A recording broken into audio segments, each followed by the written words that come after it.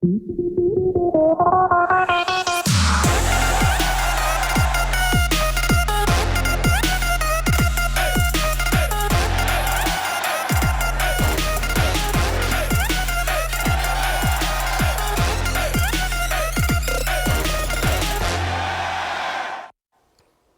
evening and welcome to Week 11 of Hoops Friday Night. I'm Dave Saseski. He's Tony Quach. Dylan will be joining us later in the show. Tony, the action continues to heat up as we inch closer and closer to the end of the regular season. Absolutely, Dave. And speaking of heating up, so are the Lima Senior Spartans, who are winners of 4 of their last 5 contests. That's right, Tony. The Spartans rolling at the right time with the TCL's best offense at 67 points a game, taking on Thurgood Marshall this evening. Xavier Simpson was honored at halftime going into the Hall of Fame tomorrow. Second half, Spartans up 3 when Sean Foster finds a wide-open Caden Hampton, who splashes in the triple from the wing. Lead pushed to 31-25. Spartans now in transition. Hampton's going to throw it up to Foster, who finishes with the alley-oop flush. Make it 34-25 Lima Senior. Still in the third, Isaiah Wilson drives and kicks it over to the corner to Deshad Greer, who sinks in the 3-ball. Now 37-25. Spartans cruising. Lima Senior on fuego from deep this afternoon as Foster kicks it back to Noah Simpson, who connects in the long distance call. Spartans win big, 72-47. Over to the WBL, where a share of the league crown was on the line as the Shawnee Indians and the OG Titans bring their 6-0 WBL records into play. The series split in the last 4 prior to OG, winners of 11 in a row in the series head-to-head. First quarter, OG up 4-2 and moving the rock around until Colin White gets it and buries the deep 3. Now 7-2 OG. Still in the first, Shawnee looking to get the offense going. Down 9, Beckett Berkey hits the turnaround fadeaway. Jay, Indians down 11-4. Next time down, the Ohio State commit, White, making his presence known as he takes the pass and rises up and throws it down with authority. Makes it a 9-point lead. Second quarter, Indians down 16. Nick Pashon splashes in the corner triple, but Shawnee still down 25-12. Moving ahead, OG still up double digits as Dave Westrick gets the pass and finishes in the paint, and the Titans roll 55-41. To Auglaize County, Bath takes on Wapakoneta. The Wildcats are still looking for their first league win of the season, but they'll have to do it against a Redskin team that's won 6 of the last 7 meetings against them.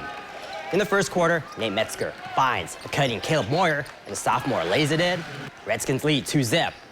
Wildcats trailing 6-0 when Jackson Foster backs his man down on the post, and he hits the J. Wildcats end Wapak's 6-0 run. Bath looking for more. Xavier tickles to Twine, and the Wildcats are now down by 4. Moments later, Moyer crosses over to his right. He takes the contact and goes up strong for the 2. Wapak back on top by 6. In the final moments of the first, Logan Healy goes right down the lane and all the way to the cup and lays it in. The Redskins win at home, 36-31. Well, Tony, for the last 4 years, St. Mary's has dominated the WBL rivalry with Elida, winning 4 straight by an average of 16 points. But this time, the Bulldogs come in with their best record since 2018. In fact, guys, both teams right now at 12-5 overall. Both are 4-2 in conference, and both allowing an average of 50 points per game.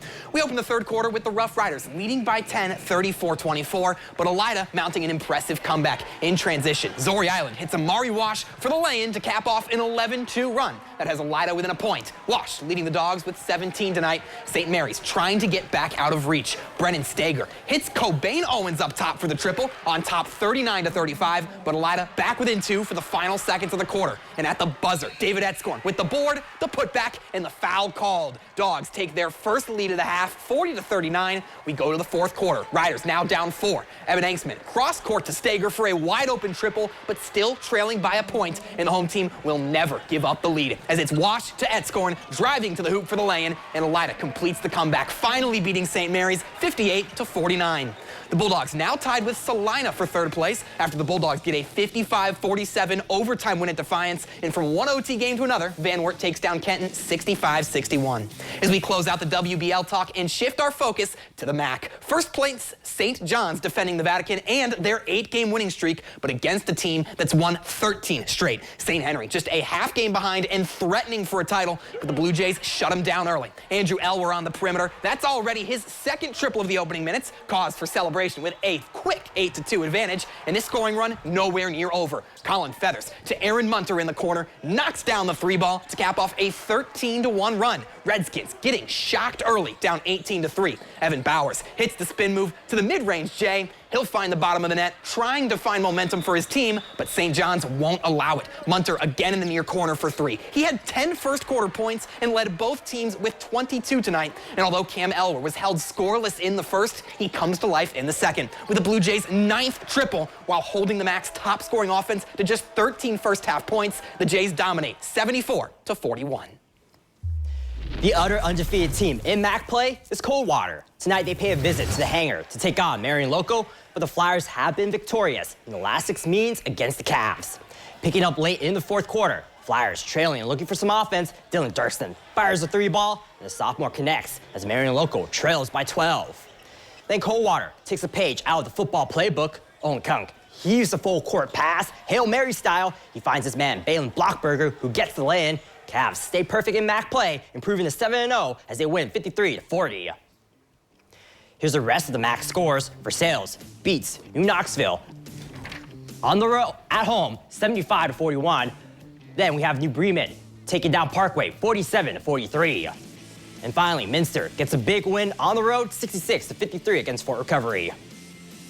We need to take our first break on Hoops Friday night. When we return, catch highlights from a non-conference battle between LCC and Crestview, along with highlights from the NWC and more. Welcome back. Only one Northwest Conference team steps out of league play tonight as the Crestview Knights welcome in the LCC Thunderbirds to the Ray. The Knights do have the upper hand in recent history, winning the last 6 meets versus the T-Birds.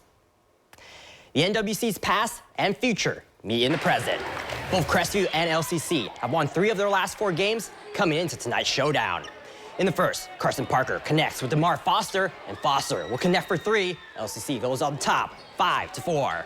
Down the court, Connor Sheets bounces it over to Ren Sheets, and the junior gives his team a 1-point edge.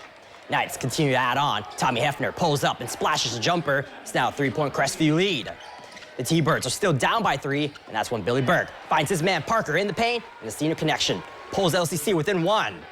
Back and forth we go. Here's Hefner working his way for the 2. It's now a 10-9 game in favor of the Knights.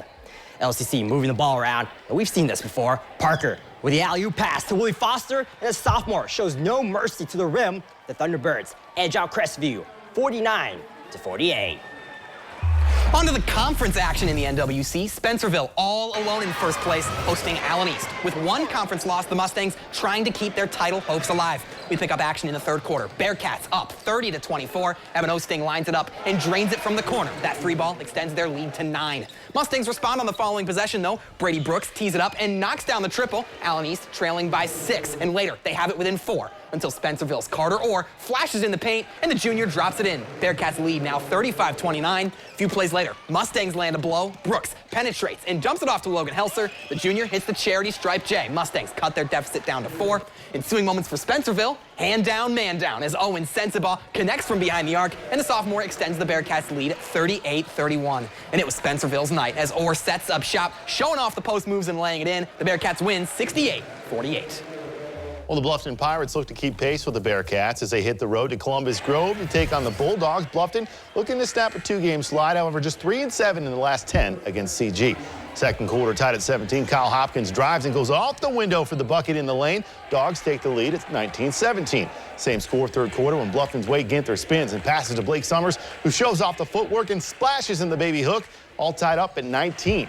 Later in the quarter, Merrick Donaldson hands it off to Wade Ginther, who hits the spin and gets to the rim for the finish as Bluffton takes the first lead since the 2nd quarter, 23-22. But then Trenton Barraza is going to find a wide-open Landon Best for 3. Dogs hold on to win 47-35.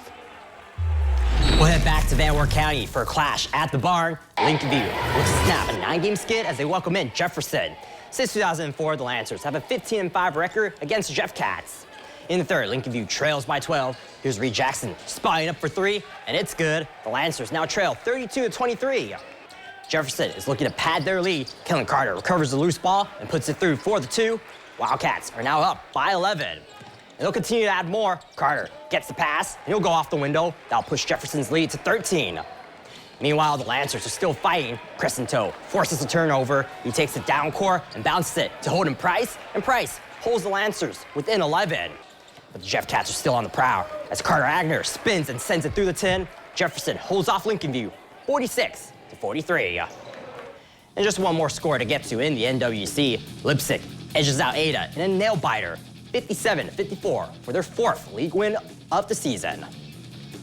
In the Northwest Central Conference, Ridgemont trying to catch up to first-place USV from 1 game behind. They take their 6-game streak to Corey Rawson, having beat the Hornets 4 years straight. We'll pick up in the first. Golden Gophers trailing by 3 early, but Harrison Rephart regathers and hits 2 from mid-range, bringing them back within 1. Corey Rawson, though, is hot at home out the gate. Carson Reese with the triple try, bounces around and sinks it. Hornets back up by 4. Ridgemont looks to keep pace. Mason Howard with a nice down-low push into Colton Bailey. That's good for 2 in the paint, but it's the Hornets' nest, and we're just living in it. Capping off an 8-0 run with Preston Stump sinking a triple with a hand in his face. Corey Rawson knocks off Ridgemont in a tight one, 55-54.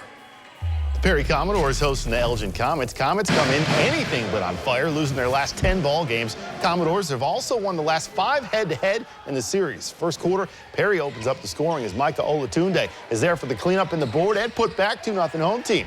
Next time down, Commodores pushing it as Andrew Nanshoff with the pass up court to Brady Shively over to Olatunde, who hits the triple from the corner right in their living room, make it 5-0 Perry. Perry keeps it going. Zamir Daniel drives the lane and hits the floater. Home team piling it on 7-zip. And how about a highlight reel here? Jason Thomas flies in and rises up for the slam. Perry in complete control, make it 9-0. Second quarter, clock winding down. Daniel flies to the rim and lays it in, beating the buzzer. Daniel led all scorers with 16 tonight as Perry wins 64-36. And with the Ridgemont loss, USV clinches a share of the NWCC title, defeating Hardin Northern 67-34. And Temple Christian falling tonight 37-35 to North Baltimore. Waynesfield Goshen getting a 54-34 win over Ridgedale. We're set for our final break on Hoops Friday night, but when we return, how about a spotlight game from the Scale featuring the #1 ranked Russia Raiders taking on the 14-4 Botkins Trojans. Catch the highlights after the break. Welcome back. The D4 #1 ranked Russia Raiders just a week removed from their first loss in the season. Tonight, a rematch with the Botkins Trojans. The winner of tonight's clash will come away with at least a share of the Scout crown, making this anticipated rematch our Hoops Friday night spotlight game. This Hoops Friday night spotlight game is presented by Midwest Electric Incorporated. Going back to January 2nd, this matchup was good on paper and on the court. It went down to the wire with the Raiders winning 62-57. We'll start this one off in the first. Nice ball movement by Botkins, finding Russell Lenhart for the lay-in. Botkins leads 4-2.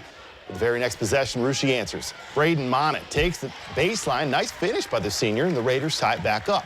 Later in the first, Colin Dosak with the behind-the-back move, fakes the defender and cashes in on the 3-ball. Trojans go up by 3. Botkins staying in on the attack early, though. Pass goes to Ryan Paul outside the arc. Nothing but net for the senior Trojan. Botkins leading 13-9. Into the second quarter now. Vince Borchers wants to go coast to coast, and he does. He drives and gets a nice left-hand finish. Raiders go up 21-16.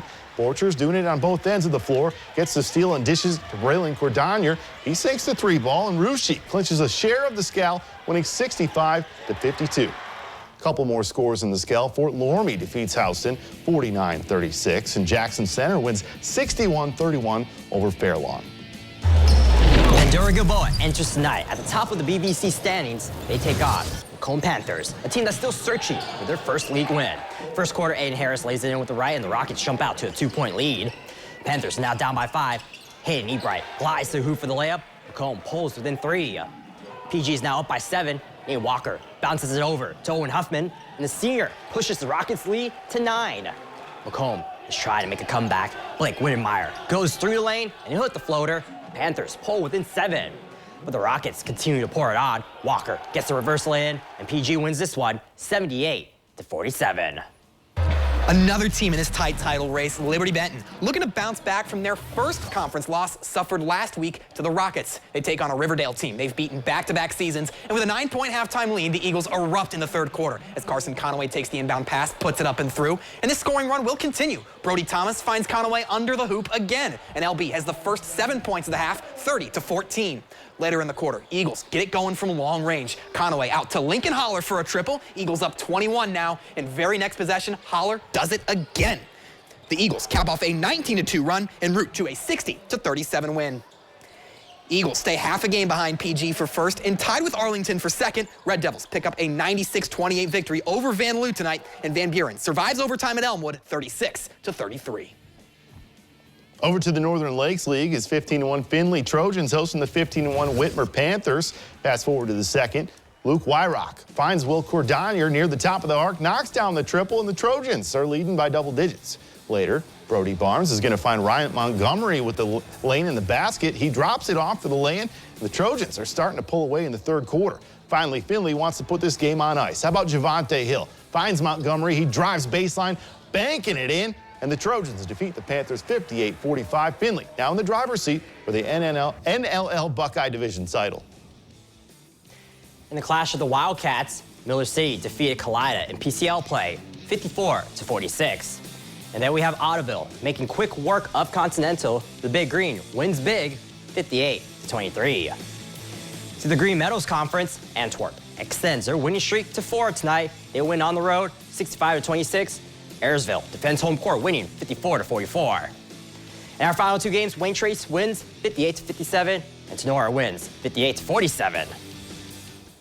And that's how we wrap up week 11 of Hoops Friday Night. Thank you to everyone who helps put together the show and helps us get this on the air. And thanks to everyone out there watching. Tony? Be sure to tune in tomorrow. We'll bring you plenty of more boys and girls basketball highlights. Have a great night, everyone. Have a good night.